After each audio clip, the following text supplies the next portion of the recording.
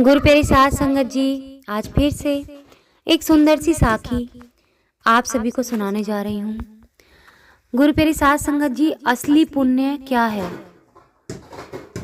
क्या असली पुण्य वो है जो लोग दिखावे के लिए करते हैं, या फिर असली पुण्य वो है जो किसी को पता भी न चले और मन से किया गया है?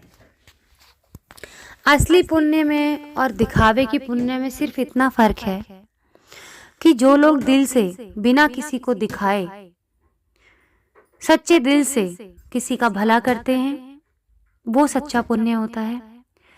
और सिर्फ अपने नाम को दिखाने के लिए कि हम बहुत बड़े आदमी हैं और हम दान कर रहे हैं, ये दिखाने के लिए किया गया पुण्य, इसका फल कभी नहीं मिलता। तो आज ऐसी ही एक साखी मैं आप सभी को सुनाने जा रही हूँ कि किस पुण्य का फल मिलता है और किस पुण्य का फल नहीं मिलता है, या फिर कहें कि उसको पुण्य में गिना ही नहीं जाता। एक दिन राजा भोज गहरी नींद में सोए हुए थे। उन्हें उनके सपने में एक बहुत तेजस्वी बूढ़ा आदमी था, उसके दर्शन हुए। राजा ने उनसे पूछा, महात्मा जी आप कौन हैं? बूढ़े आदमी ने कहा, राजा मैं सच हूँ और तुझे तेरे कार्यों का वास्तविक रूप दिखाने आया हूँ। मेरे पीछे पीछे चला और अपने कार्यों की, अपने कामों की वास्तविकता को देख। राजा भोज उस बूढ़े के पीछे पीछे चल दिए। राजा भोज बहुत दान पुण्य, यज्ञ, व्रत, तीर्थ, कथा, कीर्तन करते थे। उन्होंने अनेक तालाब, मंदिर, कुएं, बगीचे आदि भी बनवाए थे। राजा के मन में इन कार्यों की वजह से अभिमान आ गया था। बूढ़ा पुरुष के रूप में आए सच ने राजा भोज को अपने साथ उनकी कृतियों के पास ले गए, यानी कि जो उनके कर्म थे, जो काम किए गए थे, उनके पास ले गए। वहां जैसे ही सच ने पेड़ों को छुआ, सब एक एक करके सूख गए। बागीचे बंजर जमीन में बदल गए। राजा इतना देखते ही आश्चर्यचकित हो गया। फिर सच राजा को मंदिर में ले गया। सच ने जैसे ही मंदिर को छुआ, वह खंडर में बदल गया।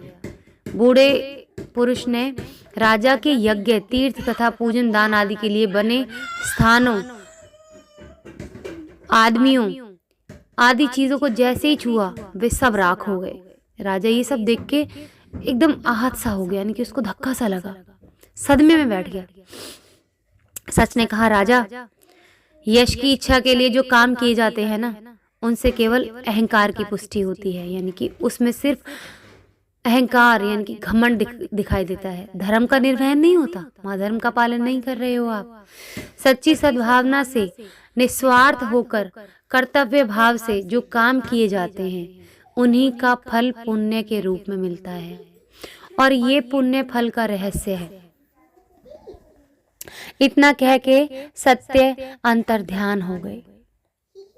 राजा ने नींद टूटने पर गहरा विचार किया और सच्ची भावना से कर्म करना आरंभ किया, जिसके बल पर उन्हें न सिर्फ यश कीर्ति की प्राप्ति हुई, बल्कि उन्होंने बहुत पुण्य कमाया। तो गुरु प्यारी साध संगत जी, सच तो यही है कि सिर्फ प्रसिद्धि और आदर पाने के नजरिए से किया गया काम पुण्य नहीं देता। हमने देखा है कई बार लोग सिर्फ अखबारों और न्यूज़ चैनल्स पर आने के लिए झाड़ू उठा लेते हैं या किसी गरीब बस्ती का दौरा कर लेते हैं। ऐसा करना पुण्य नहीं दे सकता। असली पुण्य तो हृदय से, यानी दिल से की गई सेवा से ही उपजता है, फिर वो चाहे हजारों लोगों की गई हो या बस किसी एक इंसान की। तो हम लोग अगर कभी भी इसलिए दान कर रहे हैं या पुण्य कर रहे हैं कि लोग हमें जान सकें, देख सके कि हाँ हम भी दान कर रहे हैं, अरे बड़ा दानी आदमी है, तो ऐसे किए गए दान का कोई भी पुण्य कर्म, पुण्य फल हमें नहीं मिलता। यहीं दूसरी तरफ अगर ऐसा दान है जो बिल्कुल हर एक किसी से छुपा के दिया गया है, समाज को पता भी नहीं कि ये इंसान दान देता है, और सच में उस इंसान ने किसी की भलाई की है, किसी की मदद की है, तो ऐसे ही कर्म को पुण्य फलों में गिना जाता है। तो गुरु प्यारी साध संगत जी, हम जब भी दान करें, पुण्य करें, ऐसे करें कि एक हाथ से दूसरे हाथ को भी पता न चले। हमारे बड़े बुजुर्ग कहा करते थे कि दान ऐसे करो कि एक हाथ से दूसरे हाथ को पता भी न चले, कि सीधे हाथ से दान किया तो उल्टे हाथ को पता न चले कि दान किया है। तो सही मायने में ऐसे पुण्य को पता चलता है, ऐसे पुण्य का, कि हाँ सही मायने में पुण्य किया गया है। भगवान इस ऐसे ही पुण्य कर्मों का फल देते हैं, कभी भी ऐसे ढकोसलों का फल नहीं देते हैं भगवान जो दिखावे के लिए किया गया है। तो आगे से जब भी हम किसी की मदद करें तो सिर्फ अपना नाम बढ़ाने के लिए ना करें। मैं बच्चों से भी कहती हूँ, आप किसी की मदद करें तो इसलिए ना करें कि आपका नाम होगा। आप बचपन से अपने बच्चों को भी आदत डालिए, बच्चों को पुण्य कर्म ऐसे करना सिखाइए कि वो उनको कभी भी इस तरह का बढ़ावा ना मिले कि हाँ हम अपनी शेखी बगाड़ने के लिए दान करें या पुण्य करें। नहीं, बच्चों को बिल्कुल नीवापन सिखाइए, और ये जिस बचपन से सिखाएंगे ना तो ही बड़े होके आएगी।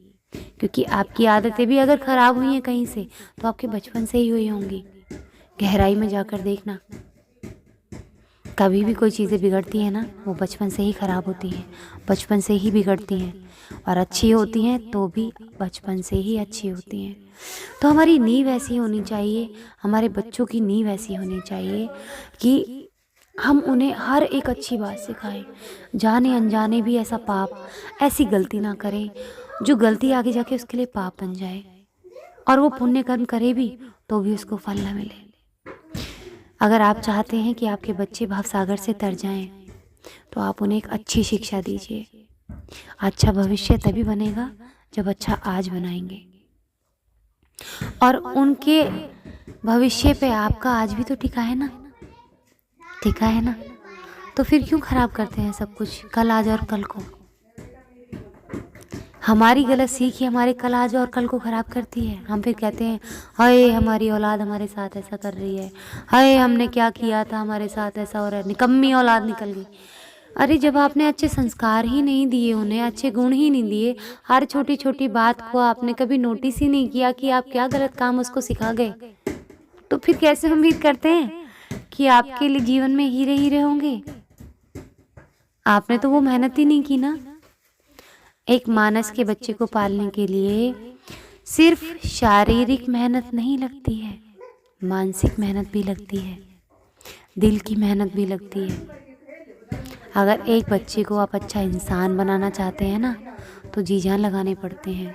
100 गुरुओं का फ़र्ज़ आपको निभाना पड़ता है। पहले तो गुरुकुल थे जहाँ शिक्षा पूरी हो जाती थी बच्चे की बचपन में, लेकिन अब देखिए गुरुकुल नहीं है, तो वो गुरुकुल का फ़र्ज़ भी किसको निभाना है, माँ बाप को। तो माँ बाप से मेरी गुजारिश है, अपने बच्चों को भूले भटके भी गलत बातें मत सिखाइए। आपका जीवन तो निकल गया है, फिर उस बेचारे बच्चे का जीवन क्यों बर्बाद कर रहे हैं। आपका तो बुढ़ापा ही खराब होगा, उस बच्चे का बेचारे का बचपन जवानी बुढ़ापा सब खराब कर रहे हैं, और आगे आने वाली पीढ़ी को आप ही खराब कर रहे हैं। तो अभी भी मौका है, सुधार दीजिए प्लीज़, अपनी गलत आदतों को सुधार लीजिए अभी भी। जो लोग आपस में अपने बच्चों के सामने लड़ते हैं, बुरा बोलते हैं, गलत बातें बोलते हैं, झूठ बोलते हैं, दिखावा करते हैं, प्लीज़ मत बोलिए। हमारा यूथ खराब हो रहा है, संस्कार बिगड़ रहे हैं, कितने क्राइम बढ़ते जा रहे हैं। वो इसीलिए तो क्योंकि हम अच्छी सीख ही नहीं दे पा रहे हैं। जब हम अच्छी सीख ही नहीं दे पाएंगे तो कैसे एक्सपेक्ट कर सकते हैं कि हमारा यूथ अच्छा हो जाए। घर पे बैठ के न्यूज़ देख के 4 बातें बनाने से अच्छा है कि हम बच्चों को अच्छी सीखें दें। तो गुरु प्यारी साध संगत जी, अच्छी अच्छी बातें सिखाएं, और आज से गांठ बांध लें कि हम कोई भी गलत काम अपने बच्चे के सामने ना करेंगे, ना बोलेंगे, ना उसको गलत सीख देंगे, और खुद को सुधारें तभी वो सुधरेंगे। ठीक है, आज इसी के साथ इस सुंदर सी साखी को यहीं समाप्त करना चाहूँगी। मिलती हूँ आपसे अपनी अगली वीडियो में नई साखी के साथ। तब तक के लिए खुश रहें, सुमिरन करते रहें, सच्ची सेवा करते रहें।